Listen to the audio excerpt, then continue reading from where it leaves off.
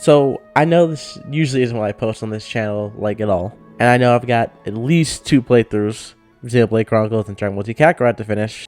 That and the algorithm probably ain't gonna help promote this video too much. But right now, I just want to express my love for one of my favorite pieces of fiction I've ever read. Now, with that being said, if you do enjoy the content, please like and subscribe. And let's get right into the video with how this manhwa warmed its way right into my heart.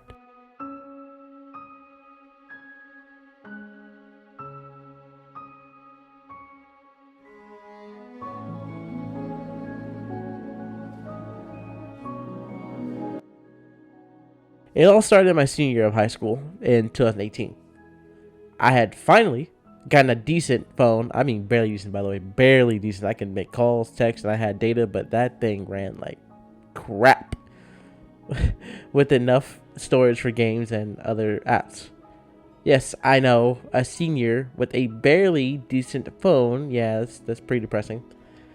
But finally, I found I had something that could run games halfway decently, like Dragon Ball Legends, and have room to read the webtoons my friends have been recommending me for at least a couple of months at this point.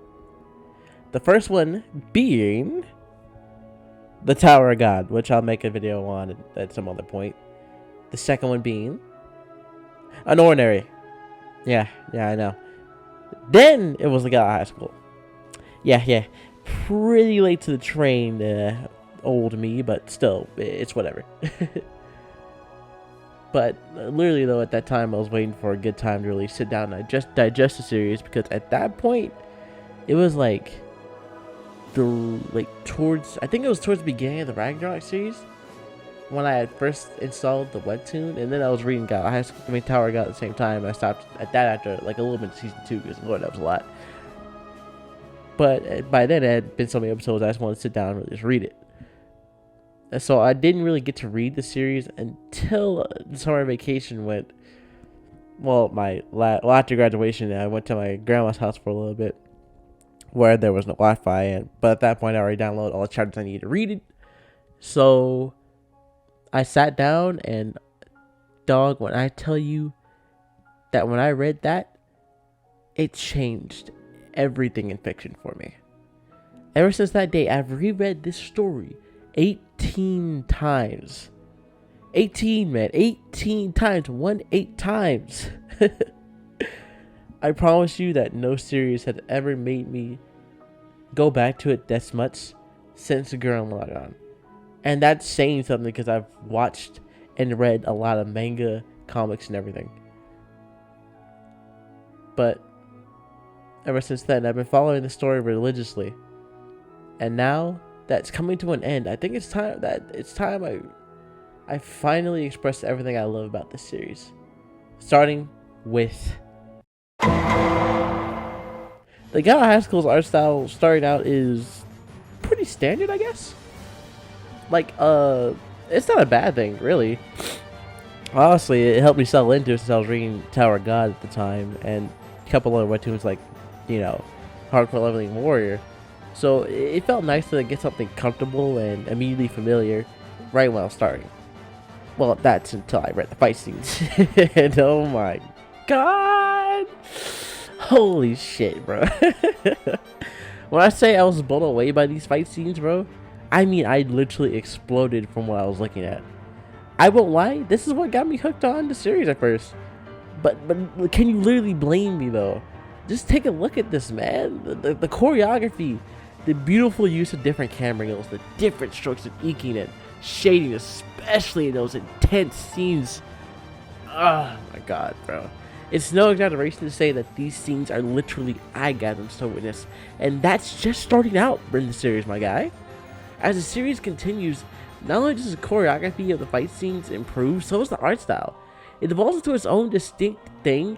It does so naturally that, honestly, I barely noticed until the beginning of the Ragnarok arc, which, by the way, we'll get to later. But honestly, it's really exciting now to look at these not just the fight scenes throughout the series, but so many of the art pieces in this series have become wallpaper material, and I love it.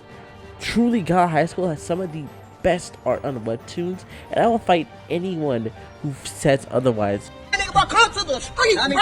I will beat your motherfucking ass, Anyway, before I derail this, we're going on to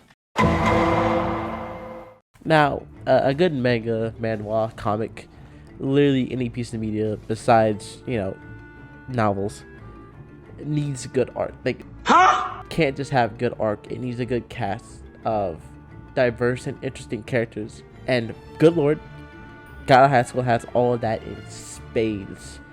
I won't lie to you, I fucking love each and every one of these characters in this show. Yes, that includes all the asshole characters. I'm more specifically looking at Mubong right there. Thankfully though, that's just more of the author's credit. If you can make me love this asshole for being an asshole, that means something. So many of the main casts have different personality traits and flaws that makes all of them really feel unique and alive. Like, they're literally someone you can just talk to on the street type things. And they all have so many different flaws that make them not feel like Gary Stews like certain other characters. And always have room to develop just like a regular person would, you know? Don't really get me started on the backstories. Oh my god, the backstories. Every single one of the main casts, the important ones of course, have a backstory that makes you really connect to the characters, I guess. And it demonstrates who they are now, or what drives them to be so motivated to do what they're doing.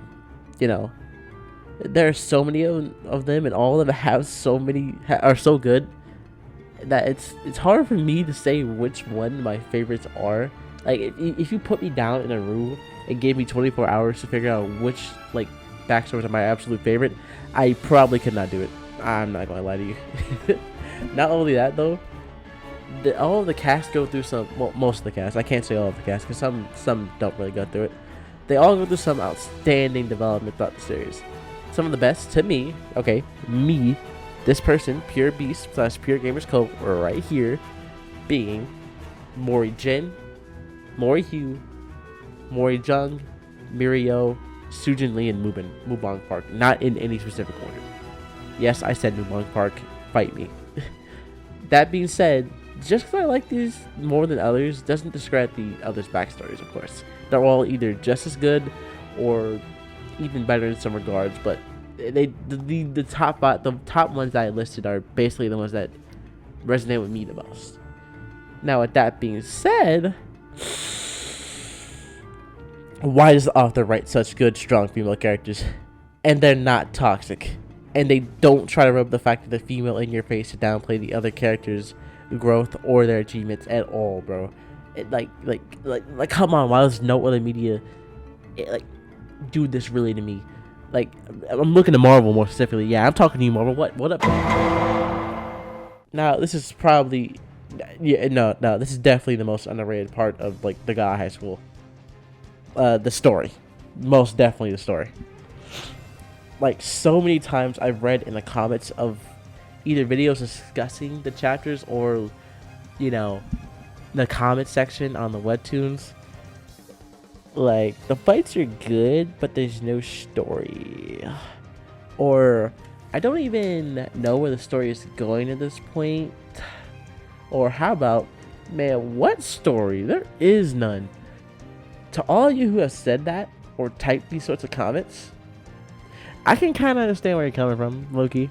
That's understandable. Like, I mostly blame the anime for this, but there's also the fact that this story is told in chapters, which isn't a bad thing when you consider that this is a long-running story. Things can kind of get lost if it's released chapter. Fuck that. Yeah, for someone like me who got into the series right when it was gearing towards this final arc, I could read it all in basically one go without having to wait for releases. So all the plot lines and twists and little seeds that are being planted were resolved relatively quickly or right away for me. But for someone who has been following the story since day one it was released and had to wait for chapters to come out weekly or hiatuses, this could feel like a long drawn out thing happening. Like, things that could narratively make sense could be viewed with clouded glass lenses and either not be interpreted correctly or interpreted at all or even appreciated.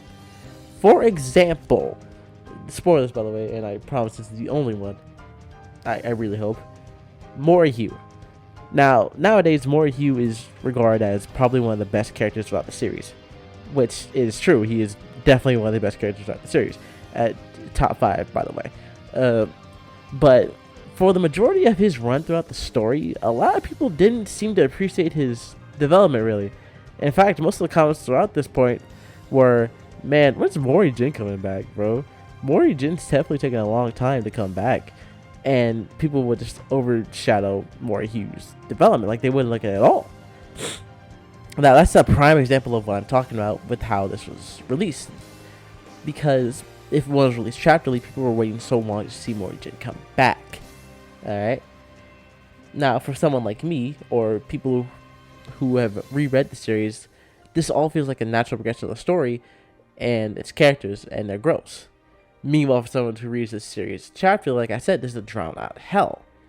So if this is how you felt or you watched the anime, I totally understand, but I encourage you to really go back and reread the series because it really does deserve it. If you're not one of those people, however, and you've never seen the story, you either have read the story and hate it, which that's okay, actually, I don't mind that one, but you hate it because it's popular, or just want to be part of the crowd of haters, fuck you, playing Temple Buddy, move on, my nigga. Bye, Felicia. Anyway, back to what I was thinking of the story. I think this is easily one of the best stories on Webtoon and by far my favorite.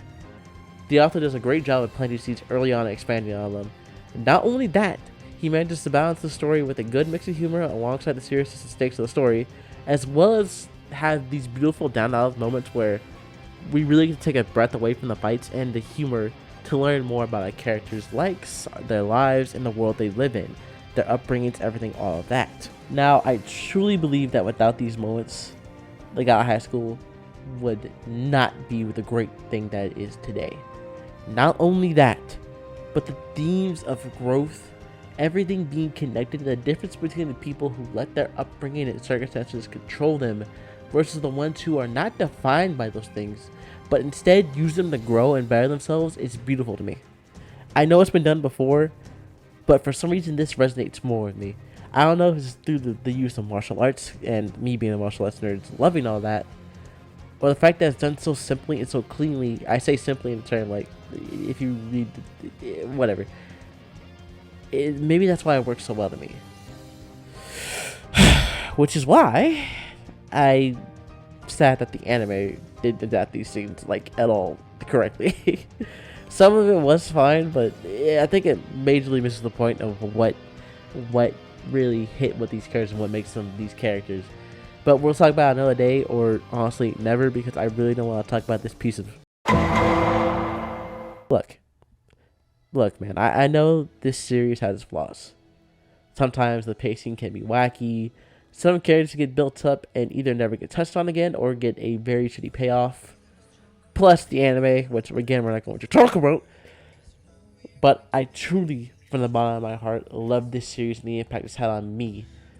This story has helped me change my life for the better and motivated me countless times to help me reach my end goal and my dreams. Not just me either, but the countless other readers of the story. People have been touched by this story as well. So thank you, Mr. Mujin Park, for having the courage to post the story to the whole world in spite of the odds of success. I don't know if me or the countless other readers of the story would have been the same without it, man.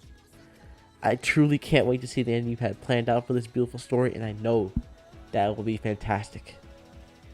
And thank you, the person viewing this video. Thank you for listening to this black nerdy kid preach his love for the story. If you liked what you sat through, well then click the button, the like button, and the subscribe button. I'm truly trying to grow this channel and reach at least 1K subscribers by the end of this year. So please, share us around and don't forget to check out the God of Highschool for yourself. I promise you won't regret it. Thank you for all for watching, and stay blessed. Pure Peace 15,